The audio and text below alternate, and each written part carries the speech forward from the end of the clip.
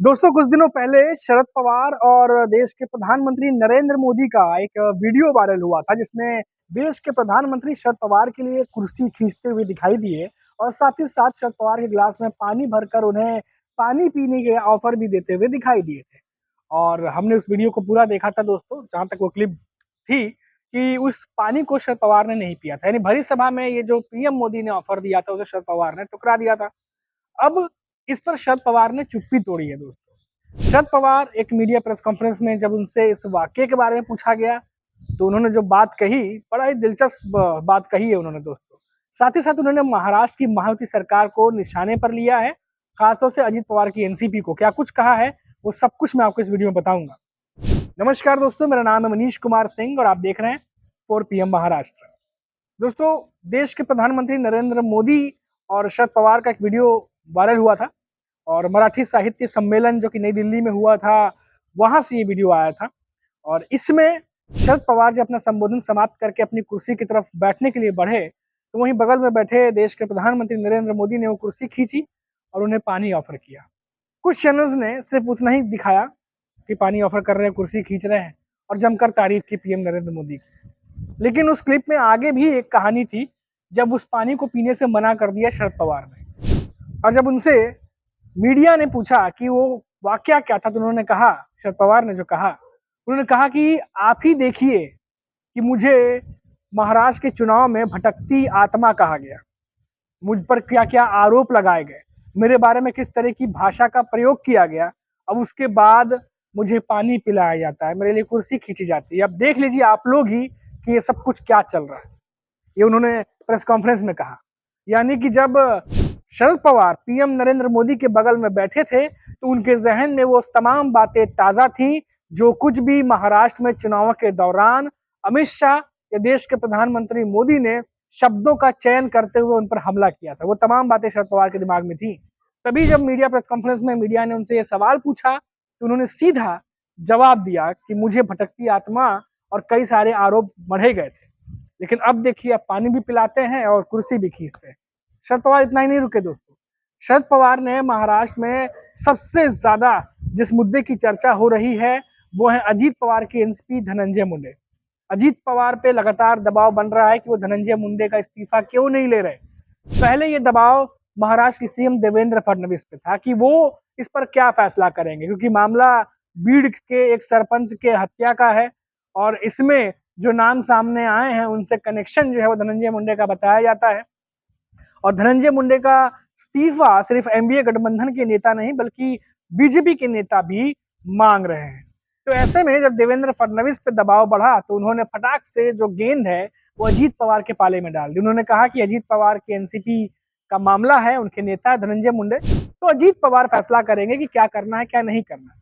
जब अजीत पवार पे दबाव बनने लगा, तो अजीत पवार ने कहा कि धनंजय मुंडे खुद जानते हैं कि उन्हें क्या करना है क्या नहीं करना है। उन्होंने गेंद जो है वो धनंजय मुंडे के पाले में डाल दी। लेकिन धनंजय मुंडे ने अभी तक इस्तीफा नहीं दिया। इस पर शरद पवार ने अजीत पवार की एनसीपी पर भी निशाना साधा। उन्होंने कहा कि एक जमाना था जब नैतिकता के आधार पर नेता इस्तीफा दिया करते थे। जब इस तरीके के मामले में घिरते थे नेता, तो इस्तीफा दे दिया करते थे पद की गरिमा को बचाने के लिए। और जैसा कि अभी आपको याद होगा, कुछ दिनों पहले अन्ना हजारे ने भी कहा था कि नाम नहीं लिया था उन्होंने, पर बिना नाम लिए कहा था कि जब आरोप लगते हैं तो किसी भी नेता को इस्तीफा दे देना चाहिए। लेकिन अभी तक ये इस्तीफा धनंजय मुंडे की तरफ से नहीं दिया गया। इस पर शरद पवार ने कहा कि सबसे पहले तो जो इस्तीफा है वो नेताओं को देना चाहिए जो इस तरह के आरोप लगते हैं। अब नैतिकता बची नहीं है। महायुति सरकार पर, महायुति के नेताओं पर निशाना साधते हुए, खासतौर से अजीत पवार के एनसीपी पे निशाना साधते उन्होंने कहा कि अब नैतिकता बची नहीं है, जो अब नैतिकता को जो है वो समझते हुए या नैतिकता को दिखाते हुए कोई नेता अपना इस्तीफा दे दे। अब देखिए, इतना हो हल्ला होने के बाद, इतना महाराष्ट्र में पारा बढ़ने के बाद, जो कुछ भी धनंजय मुंडे को लेकर के जो बातें हुई हैं, देवेंद्र फडणवीस बीजेपी ने पल्ला झाड़ लिया, पीछे हट गए हैं। कई बीजेपी के नेता जो है वो धनंजय मुंडे के पीछे पड़े हुए हैं कि इस्तीफा दो इस्तीफा दो। अजीत पवार भी जो है बीच में बहुत ज्यादा नाराज दिख रहे थे बीजेपी के नेताओं से, लेकिन अभी तक उन्होंने कोई एक्शन नहीं लिया है। उनसे भी सवाल पूछे जा रहे हैं और आखिरी में उन्होंने धनंजय मुंडे के ही पाले में बॉल डाल दी है। तो इस पर भी शरद पवार जो है वो बात करते हुए आज दिखाई दिए हैं। तो एक के बाद एक जो है चीजें वो करते जा रहे हैं। अब देखिए दोस्तों, शरद पवार प्रेस कॉन्फ्रेंस कर रहे थे, मीडिया सवाल जवाब कर रहा था, तो ऐसे में शरद पवार से वो सवाल क्यों ना पूछा जाए जिसकी चर्चा महाराष्ट्र में आए दिन होती रहती है, और वो है एकनाथ शिंदे का वो बयान जिसमें उन्होंने कहा था कि मुझे हल्के में मत लेना। जब ये जब मीडिया ने उनसे सवाल किया शरद पवार से कि एकनाथ शिंदे ने कहा है कि उन्हें हल्के में मत लेना, इस पर क्या देखते हैं और क्या समझते हैं आप? तो शरद पवार बहुत मंजे हुए पॉलिटिशियन, उन्होंने साफ कहा कि जितनी मराठी उन्हें आती है, उन्होंने मराठी में कभी हल्के में मत लेना का वर्ड उन्होंने सुना नहीं, इसीलिए उन्हें बहुत ज्यादा कुछ कह नहीं सकते। लेकिन देखिए दोस्तों, शरद पवार बखूबी जानते हैं कि कौन सा नेता किस संदर्भ में क्या कुछ कह सकता है।